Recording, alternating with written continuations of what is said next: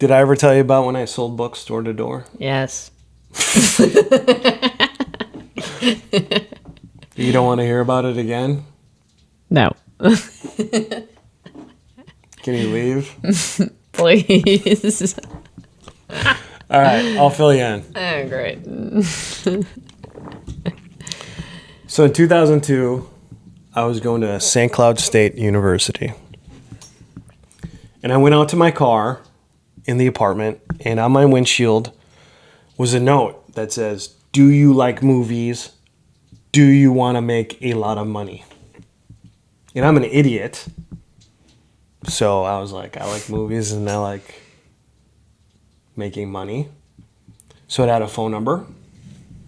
And I called it and she said, "There is a great internship opportunity for this summer. Come to this meeting." So it was held at St. Cloud State. And this guy was just like, "All right, so it's a very unique, elite internship. God. Not everyone here is going to make it. Yep. Not everyone here is going to be accepted into the program." Yep. And immediately I'm competitive. I was like, well, I'm going to be... Gross. If it's big money. So they flip it, right? That's like a basic sales technique. So it goes through the 30 minutes of nonsense. And then sits me down. "So, you think you're a good salesman?" I was like, "I think I could be." He's like, "What? Why?" And I was like, "Because I'm good with people, because this, that." He's like, "Not everyone can do this. It's not for everyone. But I see potential in you." Ugh. God. So I was like, great. So anyways, I told my parents that the business is they send you to a different state to sell And this didn't sound weird to your parents? to sell educational material, educational. And my dad goes, "I think Scott did that about 8 years ago, my brother." Really? So I called my brother. He's like, "Oh yeah, Southwestern." He's like, "I did that." I was like, "Was it good?" He's like, "I learned a lot." I was like, "Was it good?" He's like, "You're gonna work long hours, and it benefited me or what." Like, he didn't talk me out of it, but he was also like, "It's gonna suck." So I was like, "Well, I guess I'm gonna do it." So signed up for it, got done with the school year, then went to sales school in Nashville, Tennessee. So that's a week-long program where they're just like pounding in sales strategies, like sales technique, like how to deal with rejection. Would I have been good at that? I think you would. I think you would have been, as they would call, a rock star. All these bullshit terms. You would have been a rock star salesperson. Would you like some guac? Would you like some breadsticks? Can you explain that? Because that's so random. He just grabs on me because I don't know what restaurant it was at one of them I worked at, but they were like, D. Michael B's. oh yeah, they're like, when you sell Minnesota. something, they used to give us bingo cards. They're like, if you sell like a guac with a nacho or a quesadilla, you should always be asking for that. Well, first of all, I didn't really understand it because It's upselling. It is, but they were really passionate about their fresh guacamole. Like, and we don't put it on the menu. It's like, yeah, well then put it on the menu. And so you need to ask. And people love our guacamole once they have it. And it's like, okay, yeah, I'll ask. So now I always just get in the habit of asking when people get like something south of the border. Well, and what I will say about you, when I worked with you there for about 8 months, once a week they would have a sales contest for, there'd be a new menu item or an appetizer. Whoever sells the most that day wins. You won every single one. I'm not exaggerating. Every time I worked, you won it. Probably because I worked the most. That's what I thought. Well, Or was it single shifts? it was per shift. Oh, okay. But you won every single time. Anyways, the way they enticed me to doing this program, it was the money. It was all about the money. It was an internship, but It was 1099, so there was no hourly wage. It was straight commission. But they're like, our top earners make 20 grand. And it's 3 months. I was like, 20 grand. That sounds pretty nice. But then you get into it. So we went to the sales school in Nashville, Tennessee, and then it's you get your team leader and you're dealing with rejection, this and that, and then you get divided off. And you get your team. Teams are basically 4. So they'll divide you up, people who have cars, people who don't. My brother was like, I rode a bike because gasoline, your car would be an additional expense. I was like, I'll walk, I'll ride a bike, no big deal. So I was a walker, there was another walker, and then the other 2 had cars. So we're divided in that way, and they're like, Justin Damstrom with Sean and Zach and whatever. Statesville, North Carolina. So they send you thousands, hundreds of miles away on purpose. Any idea why? So you're just like out of your element? You're just like another person? Or? So it's not easy to quit. Oh. You're stuck there. So Statesville, North Carolina with my roommates. So we drove there, we get there. Then it's they don't set you up with housing. So then you have a script. So we get there, day 1, hour 1. Got to knock door to door. So that's your first sale, is where are we going to live? Hi, my name is Justin. I'm a student here from St. Cloud State University in Minnesota, looking for a place to live, working an internship selling educational material for the summer. Do you or someone you know, maybe someone through the church, looking for an additional $200 to $300 a month or $200 to $300 a week for an extra room or 2 for us to stay? So I did that. I knocked on 5 houses. They're all like, what? You want to live with me? Like, they didn't understand. Through the church. What kind of... that's so weird. Sorry. My roommate, Nick, was like, Justin, hey, get in the car. I got one. He's like, a guy who goes to the church, a church member, says this older guy has 2 bedrooms for rent, and he'll rent it, I think it was like $150 each per week. That's a lot of money. But we're like, we're going to make so much money selling books door to door. We did it. Like, they said you could pay up to $200 a week. So we got it for $150. So we're staying there, and then we settle in, and that's on maybe a Saturday. So then Sunday, we had sales meetings. So we all had to go to a central location. I think we drove about 30 or 40 miles on Sundays to go to additional Sunday sales training. So our work days were we would start knocking on the first door at 8 a.m. So it'd be wake up at 6 a.m., breakfast at 7 to 7:30, knock on your first door at 8, sell till 8 p.m., Monday through Saturday, and then Sunday was rah, get together with your teammates and like who sold the most, stuff like that. So it was 80 hours a week selling books door to door. So my first day, I knocked on 3 doors. People told me to get lost. Like, what are you doing? You woke up the baby. Dogs barking at me. And the rest of that day, I sat on a curb and just like waited till my roommate picked me up.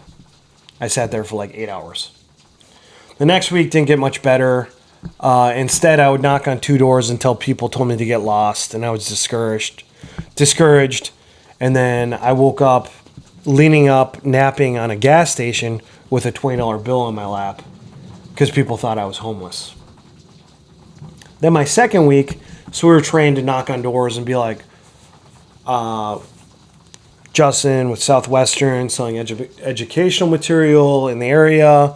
And then they'd say, I don't have kids. Be like, oh, okay, I understand you don't have kids. I appreciate that. I don't want to waste anyone else's time. So then you'd build a map. So The next house down, do they have children? Like, would they be interested? House after that, would they be interested? Do they have children? So then I got pulled over because a cop was like, people are saying there's a pedophile in the area asking where the children live. Oh my gosh. Ugh, I hate this. But it was literally week 4 or whatever I started selling, because you literally have to get brainwashed into just knocking on doors. And their philosophy or their numbers are, you knock on 30 doors, talk to 30 people. Every 30 doors you knock on, every 30 people you talk to is a sale. Not only that, when you wake up, the status quo is you take a cold shower. So warm showers were forbidden. You take a cold shower, you say 30 demos, 30 demos, 30 demos, huh? 30 demos, 30 demos, 30 demos, huh? You do that 5 times, that's your shower, you're out, you got to go sell books. Because you want to get comfortable, you don't want to get warm, because you're there to sell books. I was so brainwashed, and then I got actually good at it. I started selling. I think most people in the neighborhood got to know me because I was out there 12 hours a day. They started telling people, and a lot of people sold books or bought books from me out of sympathy. But I was selling on a Friday at 5 p.m. 2 lovely girls in their 20s or whatever, like, we see you like all over. We're going to a movie. We're going to go see a movie. Come with us. I was like, I can't. I'm selling books. Oh my god. I have an appointment with the Joneses, with the Johnsons. And you would set appointment and these people would ghost you. Like they'd feel too bad. And then like I'd see them behind curtains, like turn their lights off. And But throughout the entire summer, I sold about $6,000 worth of books, which ended up being like $4,000 or $5,000 profit, or I think my profits were $4,000 or $5,000, which sounds decent, right? For Out of your group, did someone sell more? Oh yeah, So when you go into it, like I think we got there with like maybe 80 kids, and by week 6, 20 had quit. So I was like right in the middle. Like some had sold more than me. Quite a few had sold less. I was like right average. But then I did the dollars per hour by working 80 hours a week, and I ended up making about $5 to $6 an hour. So only takeaway on all that, I mean, it's them taking advantage of kids who are like enthusiastic and hardworking, because they don't pay anything. You only get a commission on what you sell. There's no benefits. There's no hourly rate. They don't even give you the books you sell. So your books you're given about $300 worth of books, which are your demos. You have to pay for them. They come out of your commissions. So there was several kids that went, and they didn't last 2 weeks, and they were given a bill of $300 to $400. Oh my gosh. Because they didn't sell. Right, so that's kind of like college debt right there. Like, I mean, it's at a whole nother level. I mean, right. My roommate had a gun pulled on him. Oh my god. And you're having young, beautiful girls Right. knock on random strangers' doors. Right. A recipe for disaster. Yeah, so it wasn't selling books anymore when I went to college. It was painting houses. Same deal, right? Yep. And some of like my really like good hardworking friends. Well, I was like, yeah, I went to a meeting or something. I don't know why. It almost seemed like it was mandatory. And I was like, this seems like a pyramid scheme. Like I think I asked the younger, she or he must have been like I think it was a girl, was a couple years older than me. I was like, this kind of seems like a pyramid scheme. and it just seemed like they were like, no, like, it's not. and then I talked to my friend who, he literally did it like the summer before. He's like, do not. He's like, it was so he's like, you could have gotten way more money working anywhere else. Right. Literally anywhere else. So I actually worked, it was 70 to 80 hours a week for an entire summer. So then I came back, and so when they give you your paycheck, like they're like, $4,000.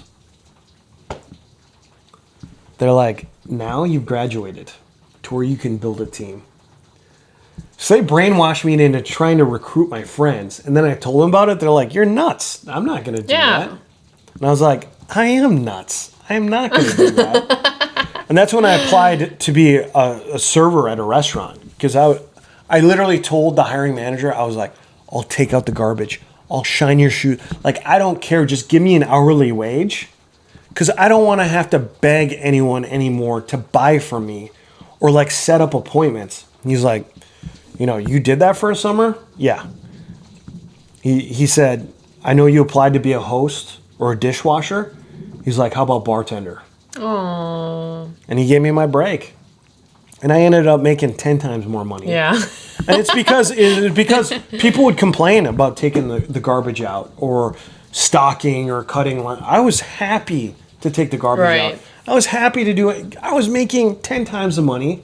No one was treating me like crap. Yeah. And people that I was selling to, like, oh, would you like a margarita? Would you like king crab or... Well, people come and know that restaurants are going to spend money. Like, it's... Right. Yeah. And this is force feeding because people are like, I don't need it. And then it was all about rebuttals. Overcoming rejection.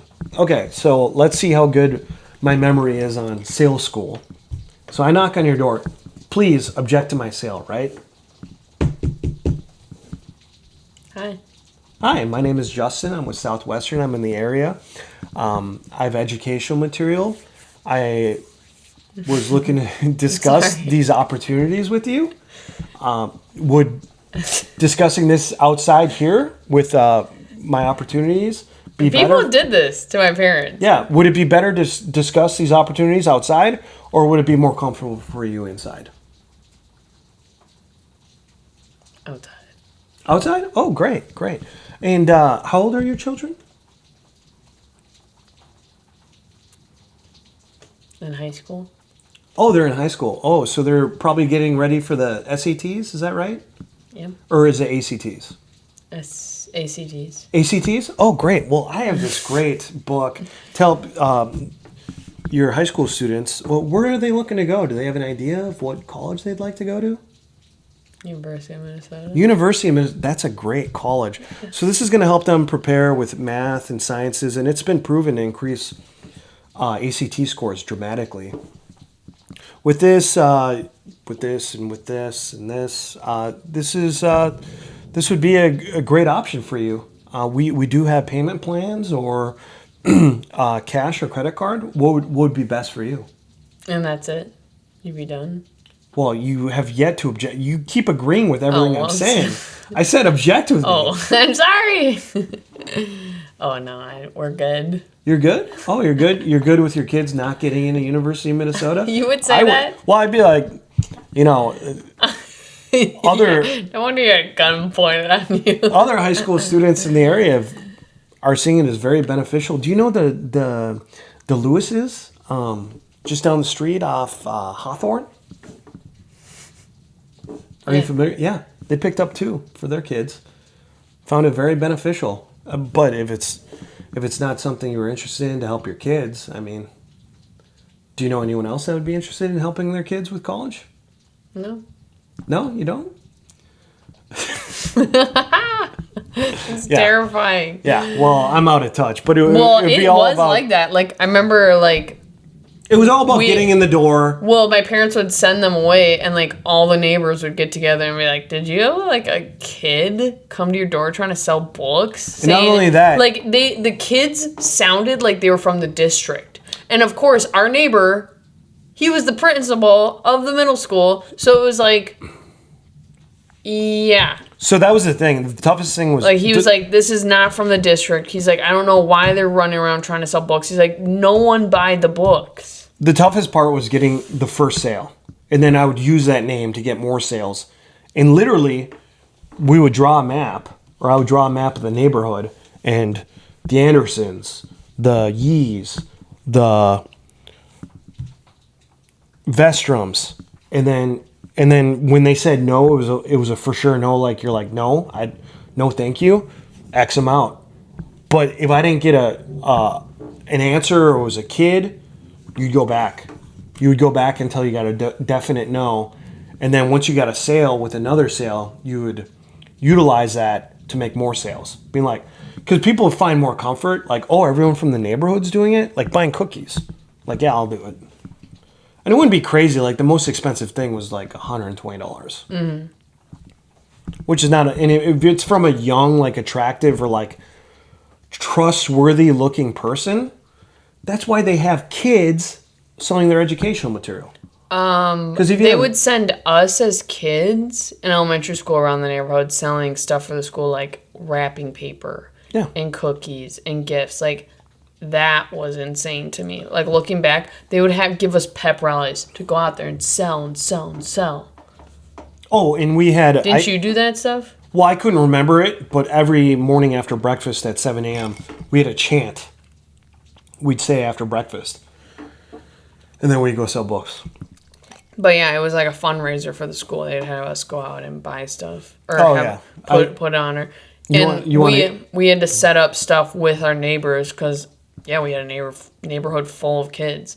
So if, like, just so, like, all the kids could have, like, some really low prize, we're all like, okay, we'll buy from this family, and then, like, we all kind of, like, divvied it up. Or our parents just bought stuff. Yeah, you want to hear my fundraising story? What? So I was in Little League for baseball, and they gave us, I think it was $300 worth of king-size Reese's Pieces, Kit Kats, and Hershey bars. So I brought them home. My dad had a sweet tooth. I love chocolate.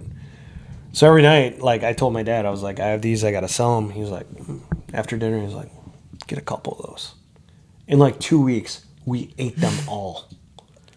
And I was like, Dad, for baseball, they're expecting the money. Like, I don't know what to do. He's like, well, where's the rest of them? I was like, we ate them all. He's like, oh. He's like, well, what do you owe? I was like, it's like $300. He's like, we ate them all. So now, do you know what they do? They go around having kids sell, like in Monticello, it's called magic cards. And is it discounts? Yep. That's been around for quite a while. Oh, okay. Yeah. I think the Girl Scouts is fine, but what irks me... you know what sucks? Is because they want all the money going to the football programs. They would always give the boy football people, like, a day head start. Oh. And they'd also be like, well, girls have it easier. People want to buy those stuff from girls. So my thing is, like, I appreciate the initiative and, like... Yeah, but you know what sucks is that stuff falls on those families. Like, if those kids can't sell those cards, the families have to pay. And I think that's what annoys me. I don't think that happens anymore, though. I don't know. I appreciate the initiative, like, teaching kids, like, business skills and stuff like that, but, like, when my friends send me emails or, like, even family, like, ooh, like, doing, like, Boy Scouts or Girl Scouts, like, here's the link. It's like, no, your kid's supposed to do that. But it always falls on the parents to sell it, like getting into, like, a liquor store it's like, no, like, supervise your kid. Our parents, but let them go to door. My dad would let us go into the welding shop and ask people, like, at his work. Yeah. That was the only cool in I thought I had. Yeah. Anyways, that was my experience with Southwestern, now called Southwestern Advantage. If you want to get your teeth kicked in, feel disgusting, like face in the dirt, you're going to learn a lot. You're going to learn you never want to do that again. You're going to appreciate every job you have from then. I did learn, like, some resilience because my first week I didn't sell anything. I can't believe you guys had to find your own place to live. That's so creepy. My first 3 weeks I didn't sell anything. Did they even check in on you? Like, did you guys find a place, or like, oh, hey, end of the summer, it's you again? No, we met every Sunday. But my 3 weeks, so they, like, this is what kicked my ass into gear. Because they're like, Justin, you have sold nothing. So then they were threatening sending me home. And I was like, my dad will kill me. No! Like, I'm not going to, like, my brother did this. I'm not going to go back a failure. So my hiring manager, my team lead, was like, really, like, what's going on out there? I was like, honestly, I knock on 4 doors, 5 doors. I get rejection. And I was like, I'm walking down the street, and I'm praying more and more every day a truck hits me. Justin. So either I can die Justin. or like break something and you send me home. And I wasn't kidding. She's like, well, you gotta just like be more positive. But it was that sense of like just defeat that I was not selling how I thought I could, that was described to me.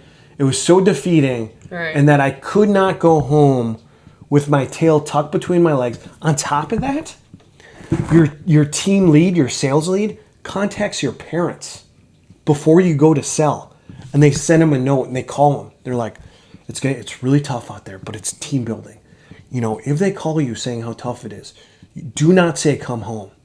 You have to say it's hard, but I believe in you. Oh my God. Hard things take perseverance. And they tell you that they're calling your parents on? My mom told me when I got back. She's like, yep, your team lead, Sandy, called me and said, you're having a tough time, but that we were to support her and support you, and that coming home was not the answer. Which is a good lesson, but it's also them making money. It's so weird. It's so weird. It is. Yeah. So. And then as a parent, I'd be like freaking out, but that's not your mom. I'd be like, what is happening to my kid? I wouldn't be able to see him. I'm like, no, F you. My kid's like getting guns pulled on him. No, and then we were taught. So I would every Sunday. You were taught to call your parents or loved ones with a call of appreciation. And I was so brainwashed. I was like, Daddy, you built a farm out of nothing. One day maybe I can be as strong as you. He was like, son, you've really changed and grown up. And I was like, yeah, I was brainwashed. Like, screw you. That's what I did. I called. It's so weird. Yeah. But a lot of people have these experiences, like it's vacuums or it's like coupons. They go door to door, like makeup. I did vacuums. Oh yeah, or I think even more humiliating, if they even exist anymore, is those people in the center of malls who like spray like perfume or put lotion on your hands. No, people used to just grab my hair, and like I'd be like, I'd push them. Like they would just start like it was like I remember when the flat irons were a thing. They would just like sit there and like try to put stuff through my hair. I'm like, I think that business is dying. Like I don't think people are putting up with that anymore. But yeah, people in malls used to just like spray cologne on me. One time a guy put a hermit crab in my hand and it pinched me and I like threw it on the ground. That's weird. I was like, what? An aggressive pet shop or what was that? Yeah, hermit crab stand. A hermit crab stand. That's not. They had like, and they painted all the shells. So there was like little Pikachu hermit crabs. Pokeball hermit crabs. All right. Well, let's wrap this up. I'm leaving that up to you. All right. On to the hermit crabs. Just kidding. Screw you, hermit crab stands. If you've watched this long, you'll be the first to ever watch more than 15 minutes. Please, in the comments, put hermit crab. That'd be awesome. Exit us. All right. Bye, guys. Have a great week.